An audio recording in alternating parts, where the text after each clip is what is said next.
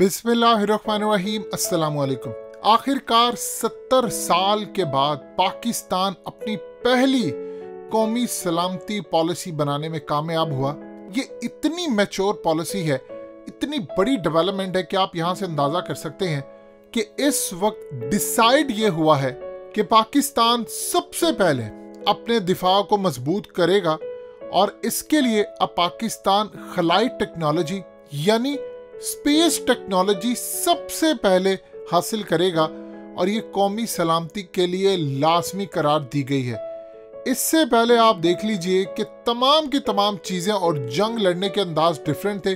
अब आपने दिफाई पैदावार, कम्युनिकेशन नेटवर्क, इलेक्ट्रॉनिक वॉरफेयर, ये तमाम की तमाम पाकिस्तान ने अपनी कौमी सलामती में ऐड कर ली है। अब इसका मतलब क्या है, इस वीडियो की अहम डिस्कशन चलती रहेगी, लेकिन इससे पहले आप वीडियो को लाइक करें, हकीकत टीवी को सब्सक्राइब कर लें और बेल आइकन पर जरूर क्लिक करें।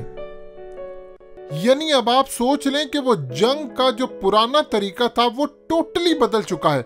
अब हम फॉलो करने जा रहे हैं चाइनीज मॉडल। ये चाइनीज मॉडल क्या है जो स्पेस में हमें लेकर जा रहा है? असल में पाकिस्तान की फौज ने और हुकूमत ने फैसला ये किया है कि अब हमें लेनी है एडवांस टेक्नोलॉजी।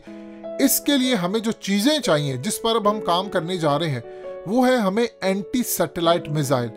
ये वो टेक्नोलॉजी है कि अगर पाकिस्तान के पास आ जाए, और इंशाल्लाह आ जाएगी, तो हम जब भारत के साथ क्या अमेरिका के साथ भी अगर हमारा मुकाबला हो तो हम उनको जाकर उनके लैंड के ऊपर उनको मारने की ज़रूरत नहीं है। हम उनका सैटेलाइट तबाह कर देंगे। उसके बाद ना तो उनका इंटरनेट चलेगा, ना उनका कम्युनिकेशन नेटवर्क चलेगा, ना जहाज उड़ पाएंगे।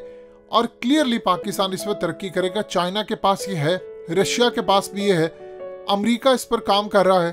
और ये इतनी मैच्योर पॉलिसी है कि देखिए दुनिया में लड़ने और दिफा करने के जो अंदाज थे वो बदल चुके हैं। अब रियासत ने फैसला किया है कि हमें नई टेक्नोलॉजी लेनी है। अब दिफाई टेक्नोलॉजी में क्या है, आपको रोबोट टेक्नोलॉजी चाहिए। अब आपकी स्क्रीन पर दोबारा देखिए, हकीकत टीवी आपको दिखा रहा है, ये इलेक्ट्रिक यॉक है। अब ये चाइना ने लॉन्च कर दिया है। अब ये माउंटेन्स में जाकर भारतीय फौजियों से लड़ेगा। अब यहाँ पर आप अंदाजा कर ले कि एक यॉक 100 भारतीय फौजियों को मार सकता है। यानी आपको अब वो दौर गए कि आप किसी मुल्क में दाखिल होते हैं, फौजियों उतारते हैं। आप अपने मुल्क में रहते हुए इलेक्ट्रोमैग्नेटिक पल्स वेपन के जरिए किसी भी मुल्क की बिजली बंद कर सकते हैं। पाकिस्तान उनकी बिजली बंद कर सकता है। पाकिस्तान उनको पूरी तरह नेस्तो नाबूद कर सकता है। यानी अगर हम बिजली बंद कर दें किसी भी मुल्क की, भारत की कर दें, इसराइल की कर दें, जो हमारे दुश्मन हैं, तो हम उनको हरा सकते हैं। और साइबर सिक्योरिटी, यानी इसमें हम हैकिंग के मैदान में हमें आगे जाना पड़ेगा।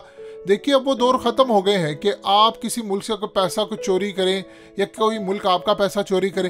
अब उनके सिस्टम में घुस जाए, उनके अंदर मैलवेयर, यानी आप जिस तरह देखिए आम रूटीन में स्लीपर सेल्स होते हैं, आप इसी तरह उनके सिस्टम में घुस जाएं। स्लीपर सेल्स का काम ये होता है कि जब ऑर्डर मिलता है, जो एक वक्त आकर वो जंग शुरू कर देते हैं, वो हर वक्त कंट्रीज में मौजूद होते हैं। इसी तरह आप उनके सिस्टम में घुस जाते हैं। जब जंग होगी तो आप उनका इलेक्ट्रॉनिक सिस्टम पूरा तबाह कर देंगे, वहां पर ब्लैकआउट हो जाएगा।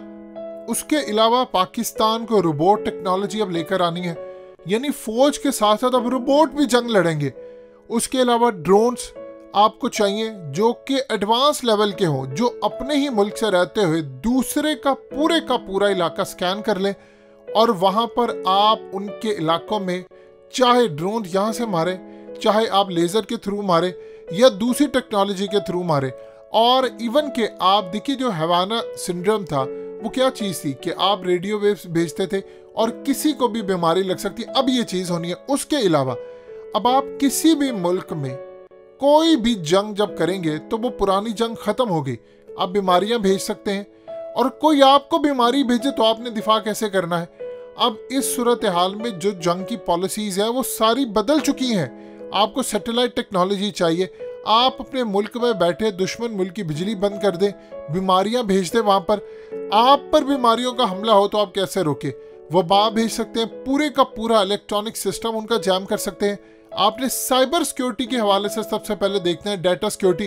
अब मिसाल के तौर पर व्हाट्सएप के आने के बाद जितनी सिक्योरिटी कंप्रोमाइज हो रही है पूरी दुनिया की, आप अंदाजा नहीं लगा सकते। अब मिसाल के तौर पर प्राइम मिनिस्टर इमरान खान अगर किसी भी मुल्क के अंदर कोई भी चीज़ भेजते हैं, यानी अपने किसी वजीर को भेजते हैं, चाहे वो पाकिस्तान में बैठा है कहीं, अब उसको कोई पेपर भेजते हैं, तो समझ लीजिए आपकी सलामती पॉलिसी वहीं पर कंप्रोमाइज हो गई। किस तरह?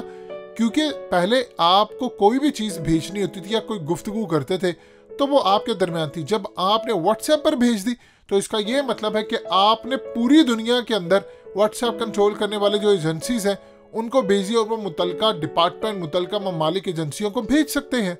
यानी अब हमें चाइना की तरह अपना व्हाट्सएप कोई वर्जन लाना होगा, जिस तरह वी चैट चाइना का है, जिस तरह गूगल की जगह बेडू है या बेडू उनका सैटेलाइट है। देखिए अमेरिका से लड़ाई हुई थी, अब हम चाइना की सैटेलाइट पर आ गए हैं। हम चाइना को अपना दोस्त समझते हैं, लेकिन अब हमें खुद मुख्तार भी होना पड़ेगा। अपना सैटेलाइट लेकर आए, अपना सब कुछ लेकर आए, अपना नेविगेशन सिस्टम लेकर आए। उसके अलावा अब आपको ज़मीन पर नहीं, आपको अगर पावर बनना है दुनिया की, आपको उजारादारी कायम करनी है तो आपको खला में जाना पड़ेगा। और याद रखिएगा जिसकी वहाँ पर उजारादारी होगी वही राज करेगा। आपको क्या लगता है कि चाइना और अमेरिका ये जो हमें बताते हैं कि वो मार्स पर जा रहे हैं, मून पर घर बनाना चाह रहे हैं, या वो जेम्स वेब भेज रहे हैं और पूरी दुनिया की खला से जाकर तहकीक करने जा रहे हैं, क्या ये खला में से तहकीक करने के लिए जा रहे हैं? सवाल ही पैदा नहीं होता। ये अपना दिफा करने जा रहे हैं। दिखा वो हमें ये रहे होते हैं कि हम खला में तहकीक करने के लिए जा रहे हैं। अब पहली मर्तबा सिक्योरिटी इस्टेब्लिशमेंट ने तस्लीम किया है कि अगर कोई मून पर घर बना रहा है, वहाँ पर मिनरल्स लेकर आ रहा है और वहाँ पर जाकर कीमती चीज़ें लेकर आ रहा है जो फ्यूचर की टेक्नोलॉजी के लिए यूज़ होगी, आपको भी चीज़ें चाहिए। अब आप मर्सिडीज का मुकाबला मेहरान के साथ तो नहीं कर सकते। यानी आप ये समझे कि आपको अगर रेस में जाना है तो आपको रेसिंग कार लेना होगी। ऐसा तो नहीं है कि आप मेहरान को लेकर जाएं और आप जाकर मुकाबला करें। देखिए अमेरिका और चाइना आप समझ लें गांव के चौधरी जैसे होते हैं। चौधरी घर में क्या प्लानिंग कर रहे होते हैं, गांव के जो आम बेचारे गरीब होते हैं, झोंपड़ी वाले, उनको नहीं पता होता। अमेरिका और चाइना का भी यही हाल है। ये जो काम कर रहे हैं ये दुनिया को नहीं बताते, और वहां पर जाकर आप देख लें कि क्या खाली मौसम की तहकीक के लिए जा रहे हैं? सवाल ही पैदा नहीं होता।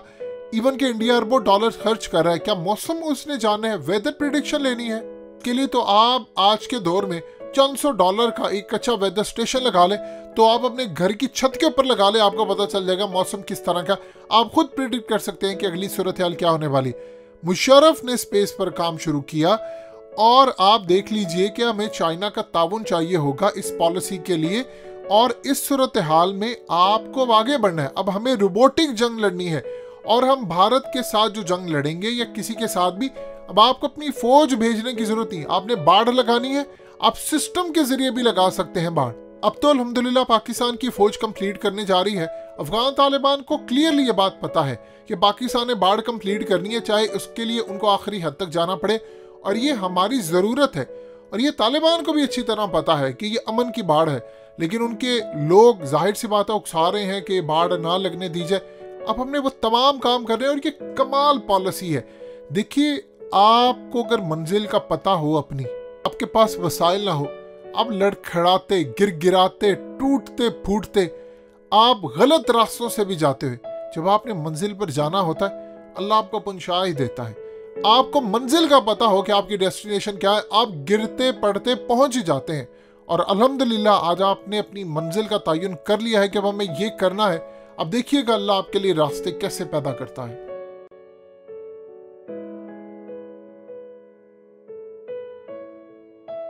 हकीकत टीवी को सब्सक्राइब करना मत भूलें, वीडियो को लाइक करें, शेयर करें और कमेंट सेक्शन में अपनी राय का इजहार जरूर करें।